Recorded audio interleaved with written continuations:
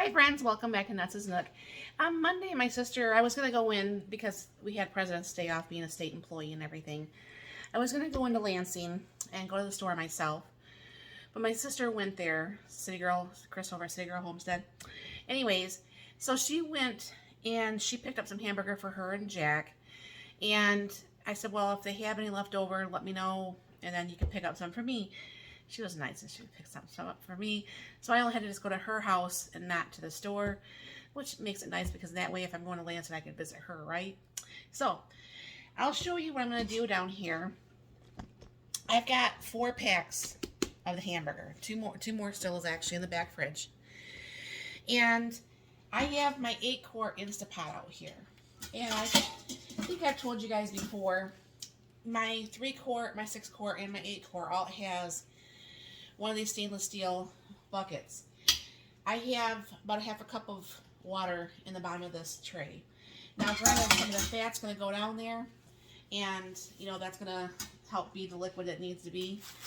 But I'm going to see if I can't, I don't know how many pounds this is.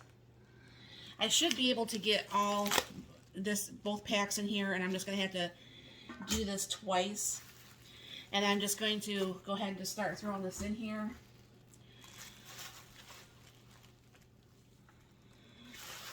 I almost dropped my lid there.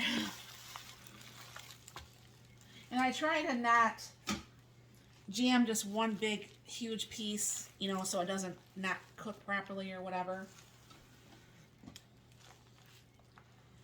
And I probably fill my Instapot up a little bit too much than I probably should when I do this. But I don't want to have to do like 3 loads of the hamburger. Because what I usually do is once I get this done, I actually will go ahead and take this. Sometimes it depends on how fatty it is still or not. Sometimes it gets rinsed, sometimes it doesn't. And then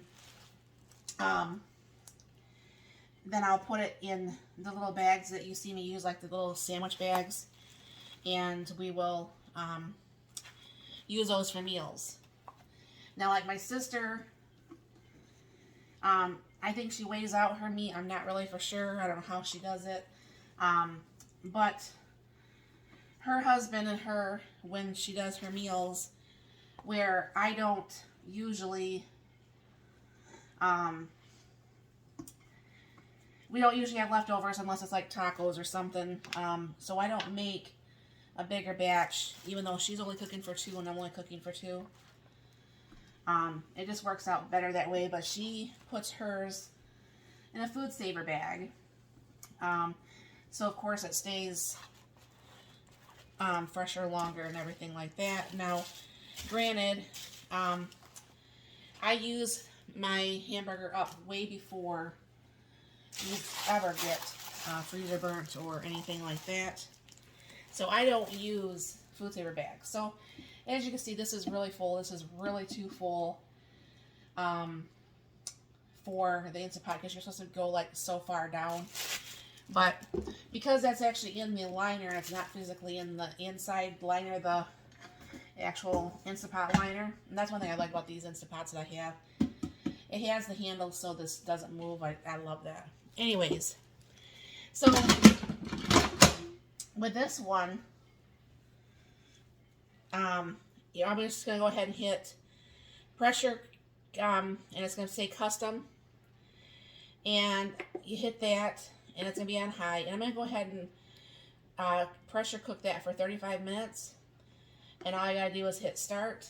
And then what's going to happen is the steam will start to come up, the pin will come up, and it will cook, and then it will cook for the 35 minutes, and then of course it has to depressurize, and then we'll have the meat. The same thing it goes for like if you're doing chicken or whatever have you. I'll bring you back once this is done and show you what that's looking like and everything like that. So I will be right back. Alright, so this is cooled down enough. Mark's been helping me. That's his arm over there, if you see his arm. There's Mark, upside down. So what I usually do is I take my lunch bag and I take my canning funnel. I have these small ladles. And now this isn't cooked all the way through, but I don't like it cooked 100% to me. When it's all cooked all the way through, it tastes kind of like dog food to me. So I try to let it undercook a little bit, because you're going to cook the meal with whatever you're cooking it. So what I just usually do is we put like a couple ladles of the hamburger. I don't know exactly how much that is, but I mean, it's a nice amount of size of meat. And Mark will usually squish this down, and he'll put it in the freezer. And this is what we do. And then I don't know how many we'll get, because I still have to start the second batch of hamburger still.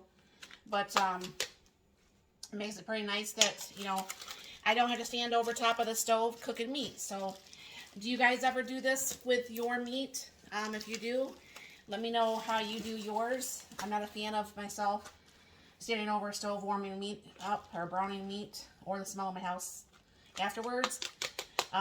So tell me what you do with yours, and thank you very much for stopping by. You have a very blessed and wonderful day.